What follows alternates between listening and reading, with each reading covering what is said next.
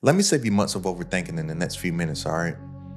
If you're stuck right now trying to pick the perfect niche, if you feel paralyzed because you don't want to choose the wrong thing, if you're watching videos and taking notes and still not moving, the truth that nobody tells you is that your niche isn't what's holding you back. Your lack of a clear problem is. And once you see this, everything clicks.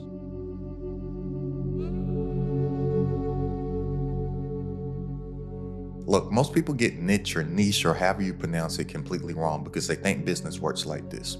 First, I pick a niche, then I build an audience, then I figure out what to sell. And that may sound logical, but that's the number one reason why most people never make any money too. And once I realized this loop that most entrepreneurs get stuck in, and I noticed it, I made over 7 figures online in my business. And like right out the gate, my very first digital product made a little over 900K. And this loop that they get stuck in because of this thinking is doing stuff that doesn't really move the needle, like always changing what's in their bio. They're changing who it is that they help, like every 2 to 3 weeks. They'll add more words to their I help statement.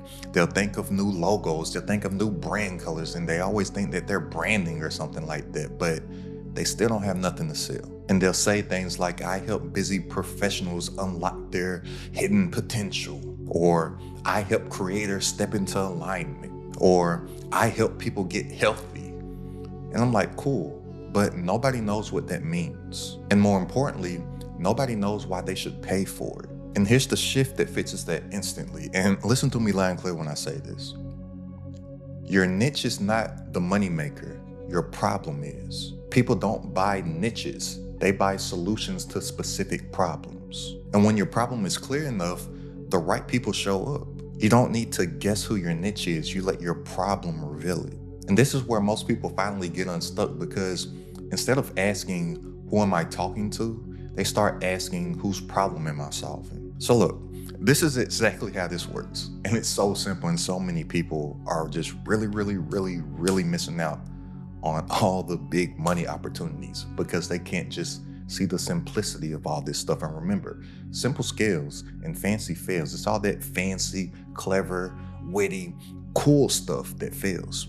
It's the simple, basic things that you can just basically add into a formula and repeat time and time again that really makes the money. But let me break this down. Let's say that somebody picks a niche and their niche is health or wellness. And they're like, okay, this is my niche. And I'm like, no, that's not a niche, that's a category. But then they'll take these things that they believe is a niche, and then they'll try to make a digital product about it that's saying like the 10 ways to get healthy, or the 10 ways to have a peaceful mind, or how to be at peace. And they wonder why it doesn't sell. But now look at this.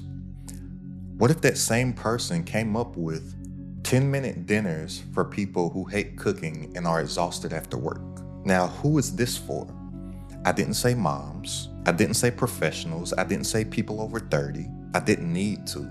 If you've ever stood in front of your refrigerator at 7 p.m. with no energy, feeling exhausted, then you already felt seen. The problem did the targeting. And then I create that digital product around that problem as the vehicle that simply just gets somebody from where they are right now to where they want to be. I'll give you another example. Let's say that somebody's in the business niche. They'll come up with something that's like how to help entrepreneurs make money online. Like that's vague, that's crowded, that's everywhere. Now look at this instead. How to make your first $1,000 online without ads, a big audience, or daily posting. Now who's that for? That's for people with low traction, people that are tired of posting all this content that doesn't convert, and people who are overwhelmed by all this funnel and scaling talk. Again, I didn't have to pinpoint the demographics within a niche. The problem and the outcome pinpointed it for me. You don't niche down by describing your audience. You niche down by solving one sharp pain so clearly that the right people cannot ignore it. When the product is specific, the audience self-selects. When the product is vague, nobody moves. That's why hyper-specific product sales and broad ones don't. And here's what most beginners do.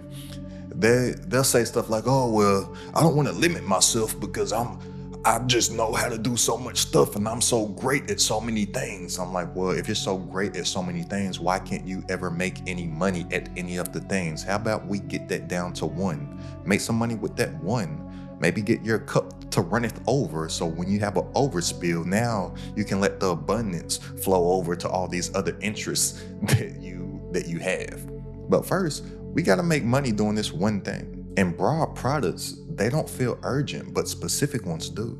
A product that solves everything about productivity, it feels optional. But a product that solves how to stop procrastinating over work when your brain feels fried, that feels like something that's needed right now. That's something that feels necessary, and that's why impulse buys happen. People don't buy information, people they buy transformation, and people they buy relief. And your first product, it doesn't have to be big. This is something that a lot of people are just overcomplicating and throwing all these self-limiting beliefs on themselves as well. And they're talking themselves out of even getting started because they think that they have to make something so grandiose when they don't. Your first digital product doesn't have to be a massive course or your life's work or a perfect system.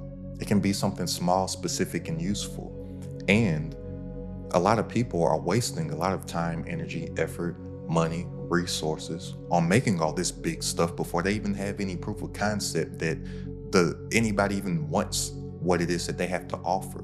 Versus you can make something smaller, you can make something tiny, get a proof of concept from that, stay in constant feedback loops from your customer base, talk to these people, get testimonials from these people, see some results that these people are getting, and then refine your product over time. That's how you actually do make those perfect digital products that you may be thinking that you need to have in your mind.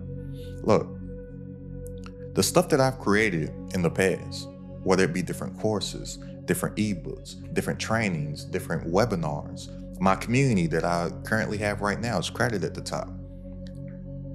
It didn't end up being perfect. If I use my community as an example, what I have today is not what I had last year. But I got it in the hands of people. I got people to join. I got people to show up to our coaching calls that we do every single Wednesday. I got people to consume the training. I got people to implement those trainings. I was seeing what they liked from it, what they didn't like from it, the results that they were getting, how quickly it took them to get the results. What could I do to help them faster? Like, that's something that happens over time. That's not something that's just all going to be ready immediately. And then even if you just think on big, huge business, I'm talking all those billion-dollar businesses, even their products, they don't have them 100% ready to go when it gets in our hands. They create what's called MVPs, a minimal viable product. They get that into the hands of a small batch of people, get that feedback from people, and then they go out and they mass produce everything. This is something that I learned from Steve Madden, of all people. If you're not familiar with Steve Madden, he makes women's footwear, right? And I was watching this documentary on Steve Madden. He talked about his process of getting these shoes out to the mass market. And it's not that he gets an idea and then he just goes and he makes tens of thousands or hundreds of thousands or millions of shoes. He gets an idea, he'll make a few pairs or a little small batch of those shoes. He'll put them in his staple store in New York City, to whereas he had his offices and like a little small factory of machines back there. He'll make up the shoes and then he'll take them downstairs to the storefront, put them on the shelves. And over a weekend, either him himself or the staff that's working at the retail, they'll look at the women coming in the store and they'll see him picking up the shoes and looking at it. Either he himself or the people that worked at the store will go up and have conversations with these women. What do you like about the shoe? Does it feel too heavy? Does it feel too light? Do you like the silhouette of it? Go ahead, try it on, walk around. How does it feel? He's getting feedback from these women. And then he was saying if like on a Saturday or something, they were selling or they sold out, he's like, I got one. Then he goes to make the call to wherever the warehouse is where he makes all his inventory in bulk. And then he gets that inventory in bulk, and that's when he sells it to the market. He creates an MVP first, a minimal viable product. We can do the same.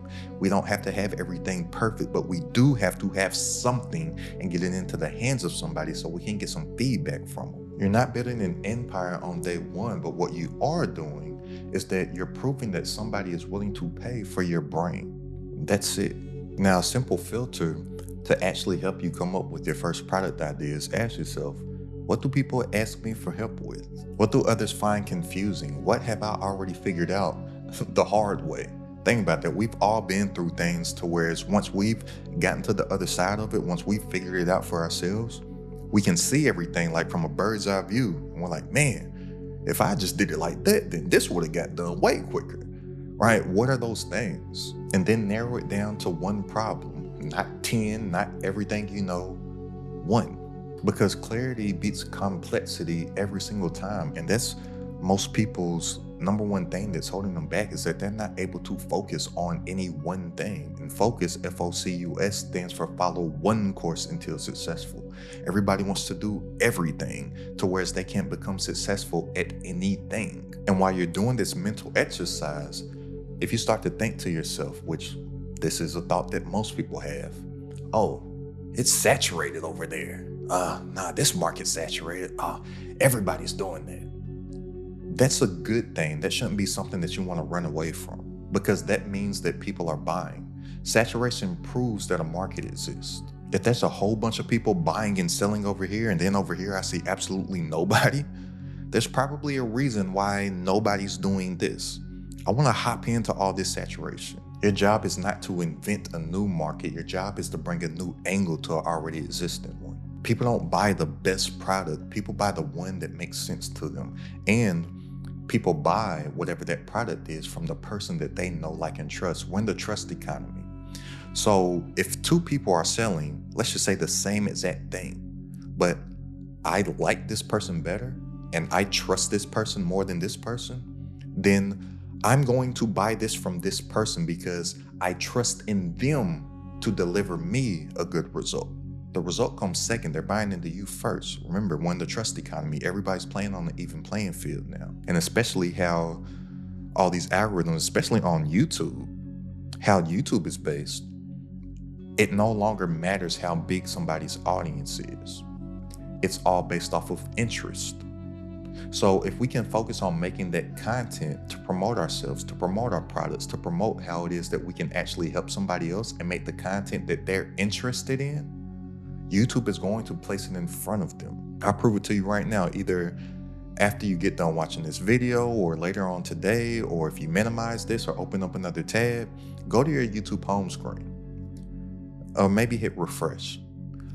Either instantly or within 1 or 2 refreshes, you'll see somebody that has a huge audience and somebody that you've never heard of that has a small audience getting the same opportunity to earn your view. Somebody that has 1 million subscribers is going to be sitting there on the same home screen with somebody else that has 327 subscribers. YouTube is allowing the little guy the same opportunity as the big boys. And whoever can package their video to where it's enticing for that viewer, that's where they're going to get the click. That's why these micro niche YouTube channels that are simply just making a channel, a micro niche channel about the one problem that their offer fixes, they're making a lot of money. They're out earning the huge channels because a lot of the huge channels are only making money off of views. Whereas a lot of these smaller micro niche channels, they're making $25, $30, $100, $200,000 per month. There's one guy that I have in mind right now that lives up in Vancouver, just solving one painful problem for his one customer. And there's going to be many people out there that are similar as that one person that you're making this solution for. And then focusing on the few is how you actually do build an audience of the many. But so many people are just focused on the many. So many people want to get to 1,000 without counting to 1, 2, 3, 4, 5 first. Like, it's not gonna happen. I get so many comments from people that, oh, I don't have a big audience. What is the audience? How do you think you get an audience? Literally everybody starts from zero. But if you're focused on being a contentpreneur instead of a content creator, then you're not focused or worried about getting all the subscribers. You know that you just need to get a small pool of people and get a smaller pool of those people to trust you. And then focus on those people that do choose to be your customers. Focus on those people that do have that trust in you to exchange their money for your intellectual property. And then if you focus on increasing your average order value per person that has already made the decision to purchase from you, instead of thinking how you can go and get more people, that's how you make more money without getting more people. So you don't need 100,000 subscribers. You don't need viral videos. You don't need perfect branding. You need the right problem, the right message, and the right offer. A small audience with clear offers beats a big audience with vague ones every time. But momentum doesn't come from more content and more platforms and more ideas and more offers. It comes from execution. It comes from focus. It comes from focusing on selling one thing to one avatar with one source of traffic. It comes from listening to feedback. It comes from improving from that feedback and stacking. That's how digital product ecosystems are built. Not overnight, but intentionally. And if you take nothing else from this video, please take this. Stop trying to sound smart, stop trying to find the perfect niche, and start trying to be useful. Your niche isn't the problem, your clarity is. And when you can get clear and isolate the problem that you solve, you become the niche. You become the niche of one, and competition becomes irrelevant. And if you want help turning what you already know into a product that actually sells, like all them that you see on the screen right now, then go ahead and click the link down in the description and join this Crowded at the Top community. And I'll see you on our coaching call this Wednesday. But stop overthinking and start building.